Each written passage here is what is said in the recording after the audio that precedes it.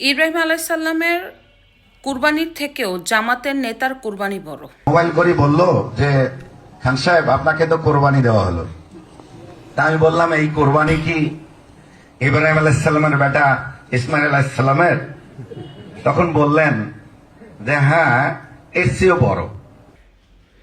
এটা বলেছে বিশিষ্ট ধর্ম ব্যবসায়ী দলের গাঁজাখোর নেতা, আপনার রংপুরের মহানগরের জামাতের আমির এটিএম আজম।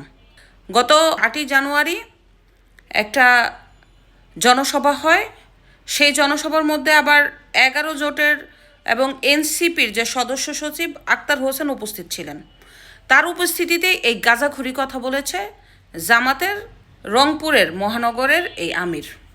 আরেকটা গাঁজাখোর নেতা আছে, কয়দিন আগে বিএনপি করতো, এখন জামাতে যোগ দিছে। এই গাঁজাখুরি নেতা আরেকটা ছোট সমাবেশে বলেছে বিড়ি টানতে টানতে বলে যেই সুখ, সেই সুখে যায় জামাতে ভোট দিলে নাকি সে জান্নাতে চলে যাবে। বিড়িটা যে দোকান দিয়ে খাইবেন ওই বিড়ির অর্ডার দেবেন, আর লগ লগ বিড়ির একটা শুকটান মারিয়ে এই লগ লগ কি খবরটা কি কবে। আমার ভাই হয়তো কোনোদিন ইবাদত করার সুযোগ পায় নাই, ওই শুকটান দেওয়া বিড়ির মধ্যেও যদি সে ওই দাড়ি পাল্লার দাওয়াত দিয়ে আল্লাহর দ্বারে কবুল হয়ে যায়, এমনও হইতে পারে পিছনের সব আল্লাহ মাফ করে দিয়ে তার তো ভালো করি। এই যে জান্নাতের টিকিট বিক্রি করে রাজনীতি করা দল এবং জান্নাতের টিকিট বিক্রি করে যে এরা রাজনীতি করছে, এটাই তার প্রমাণ।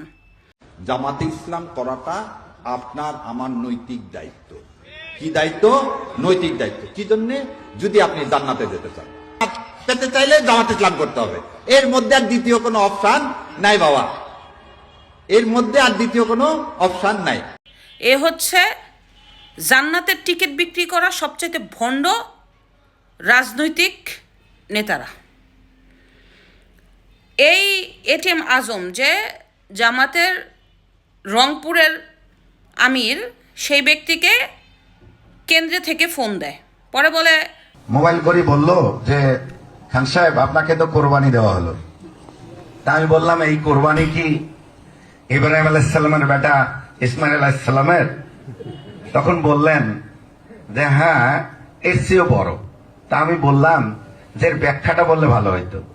তা আমি তখন বললেন যে আসলে ইব্রাহিম আলাইসাল্লাম আল্লাহর সন্তুষ্টির জন্য ইসমাইল আলাইসাল্লামকে কোরবানি করছে একমাত্র আল্লাহর সন্তুষ্টির জন্য। এজন্য মানুষ কোরবানি হয় নাই, হয়েছে দুম্বা।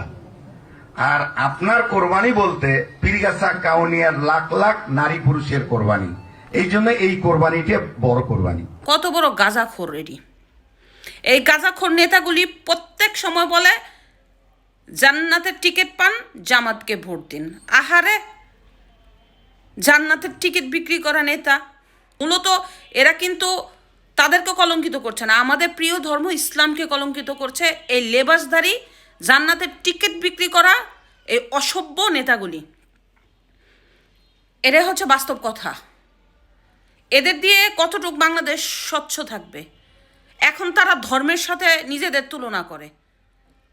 কয়দিন আগে করেছে দেশের সাথে পাকিস্তানের তুলনা, এরপরে কয়দিন পরে বলবে সব বাদ, আমরাই রাজা।